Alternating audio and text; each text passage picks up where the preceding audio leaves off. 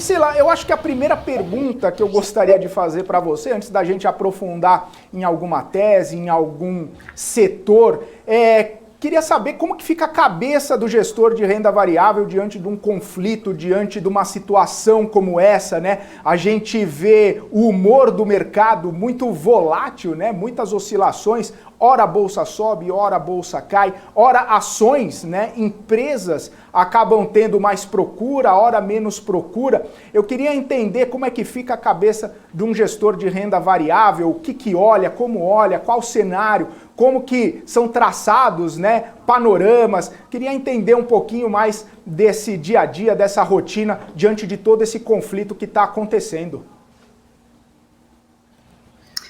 Eu vou dizer que eu tenho 20 e poucos anos de mercado, comecei, né, no mercado no final da década de 90, e eu te digo que de longe é o mercado mais desafiador que eu já vi em função disso. Eu vi até uma piada outro dia no Twitter que dizia que tinha o bear market, o bull market, o mercado que a gente está agora, que ele é tipo canguru, que fica pulando, sobe e desce, então a gente está...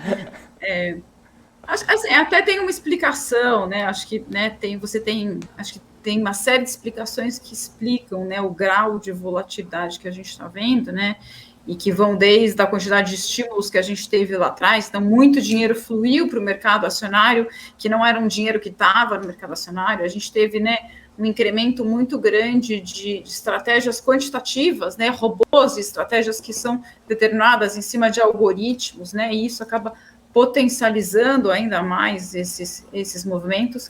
Mas, de fato, é isso. A gente está vendo um mercado com pouca visibilidade, né? Esse é o grande ponto. Acho que a gente tinha uma série de dúvidas, né? Eu lembro que quando começava o ano, a gente escutava muito investidor e muito gestor dizer que 2022 vai ser um ano difícil porque tem eleição. Tipo, ninguém nem lembra de eleição, né?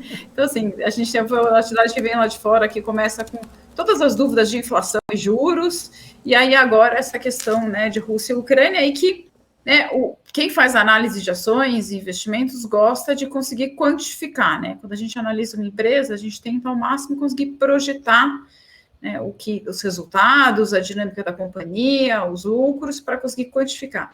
A grande dificuldade de momentos como esse é a falta de visibilidade. Então, o que parece, né, quando a gente analisa todos os cenários, a gente viu, né, hoje, basta ver hoje, né, a volatilidade ela não está acontecendo só de um dia para o outro, né, ela acontece muito fortemente no intraday, né, então muitas vezes tem certeza nem o que vai acontecer na próxima hora.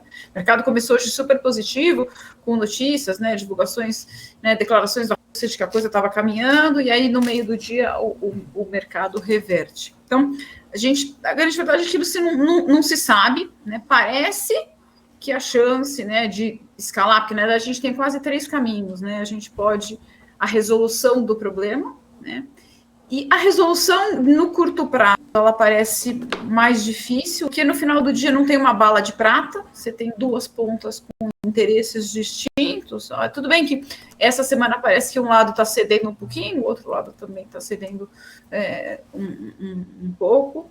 Então, esse parece o menos provável. O lado do escalar muito, né, também né, a coisa escalar muito e chegar numa guerra nuclear, parecia que tinha diminuído, hoje começa a discussão de arma química, mas parece menos provável. Infelizmente, o que parece mais provável para a gente é que esse conflito vai se estender por bastante tempo, né? Então, esta volatilidade deve continuar por bastante tempo.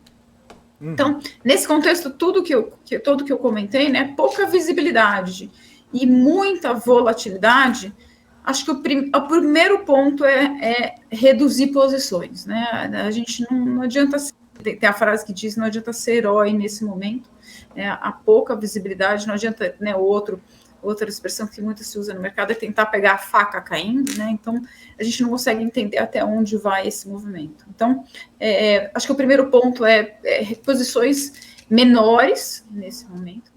E o segundo grande ponto nesse momento é a questão da liquidez. Então, a gente está vendo, né, um cenário bastante característico e atípico na Bolsa Brasileira, onde a gente tem muito fluxo de estrangeiro entrando na Bolsa Brasileira, mas muito recurso de local dinheiro da Bolsa Brasileira. Então, a gente tem visto esse processo onde o estrangeiro está dando saída para o investidor local, né? O investidor brasileiro tem uma cultura muito grande rentista, né? E com o atual patamar de taxa de juros Selic, né? A Selic na faixa de 10,5, mas mirando já, né, para patamar próximo a 14%, muita gente já falando até de acima de 14%, é um atrativo muito grande para os investidores.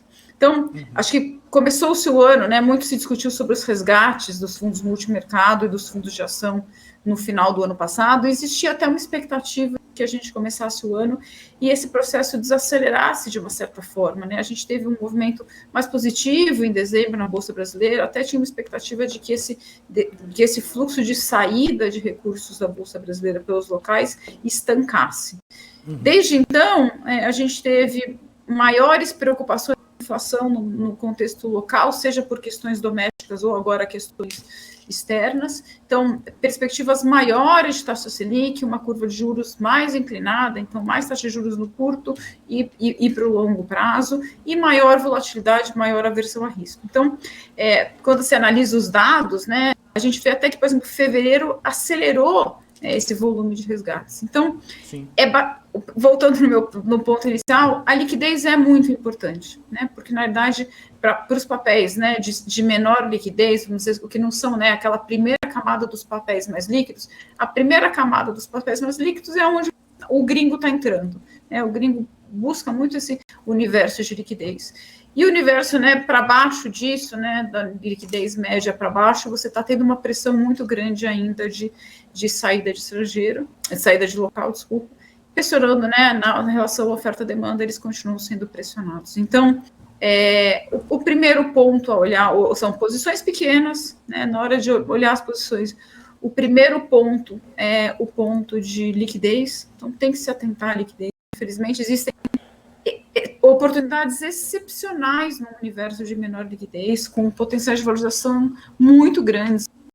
Existem ações que estão extremamente distorcidas em relação aos seus fundamentos, mas que vão demorar algum tempo para começar a precificar efetivamente os fundamentos em função desse fluxo, né? E o ditado de contrafluxo não é argumento, então devem continuar sendo pressionadas, pelo menos por um tempo ainda. A gente ainda está vendo um volume de resgates nos gestores, e isso, né, como a indústria brasileira de fundos trabalha com 30, 60 dias, né, os multimercados e fundos de ações, a gente ainda deve continuar vendo uma pressão vendedora nesses papéis. Então, posições menores, né, com menor, né, exposição a risco e bem atento à liquidez, que te dá essa possibilidade de você entrar e sair das posições. Isso falando de uma forma geral, tá, né, de alocação de portfólio.